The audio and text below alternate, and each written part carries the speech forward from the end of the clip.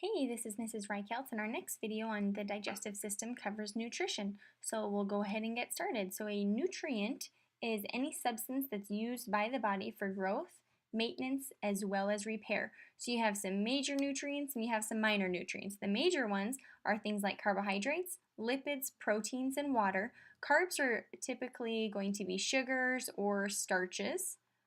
Lipids are in the form of fats. They can be any kind of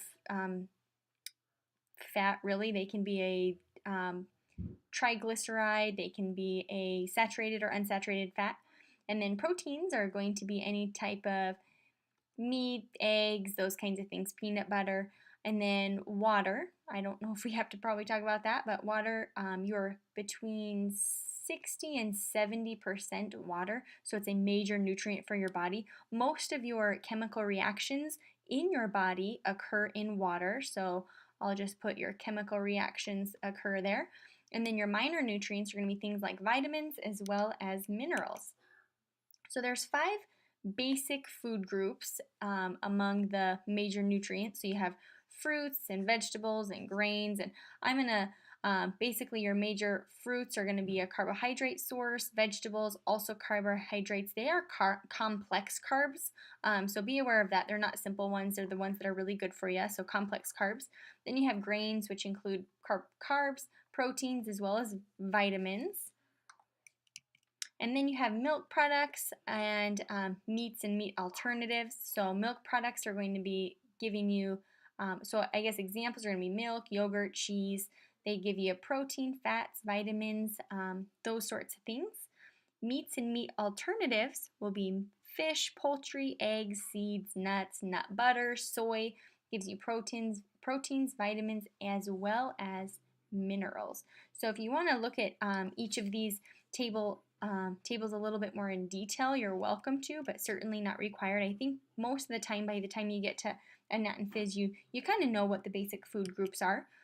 So the USDA has reorganized they used to have a pyramid sort of thing where sugars were on the top, you had grains on the bottom, and then you had a couple of other things in here as well. But then they restructured it to be the steps to a healthier you. And basically it's saying that you need a lot of grains and vegetables and fruits and a few oils, not a lot of oil, milk, and then meat and beans as well.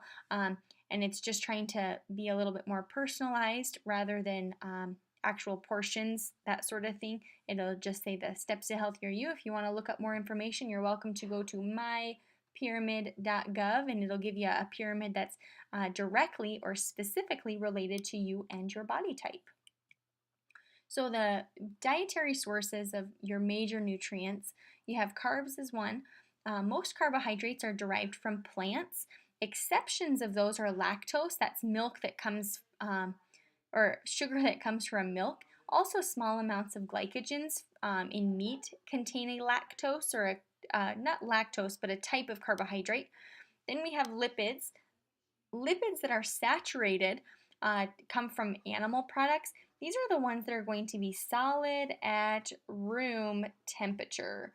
So these are going to be, I always think of them as, oh, sorry, my handwriting is not very good, but these are the ones that I think of being the delicious fats. So these are going to be the ones like butter and Crisco, those kind of things.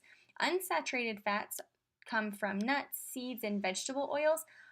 Unsaturated fats are going to be liquid at room temperature.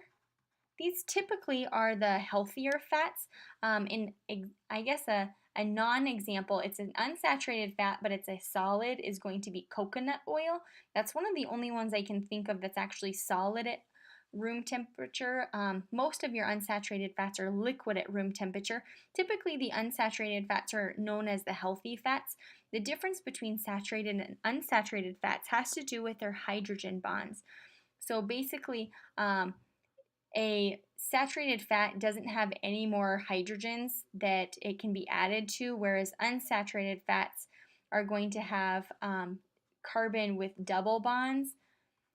So they almost have like these kinks in their chain, whereas saturated, I didn't draw that very well, as a saturated fat looks like this, and it has hydrogens off of all of these little lines, making it saturated in hydrogen. Cholesterol is another type of lipid, and it comes from egg yolk, meats, and milk products. Proteins, you have complete proteins, which contain all of the essential amino acids. Most of your complete proteins come from animal products. However, you have legumes, like beans. They also have proteins, but they're incomplete. That means that if you're a vegetarian or a vegan, you need to make sure that you're eating a wide variety of beans in order to get all of those essential amino acids, because people that eat meat have an easier time getting all of their amino acids from their proteins that they eat. Vitamins are the most, most important use are coenzymes. Co means it's a helper, so basically your vitamins act as a coenzyme to help with enzymatic reactions. They're also found in all major food groups as well. Minerals are going to play another role in the body. Most of your mineral-rich foods are in vegetables, legumes, milk, and some meat. So that basically wraps up the different nutritions of your digestive system. I hope you found it helpful.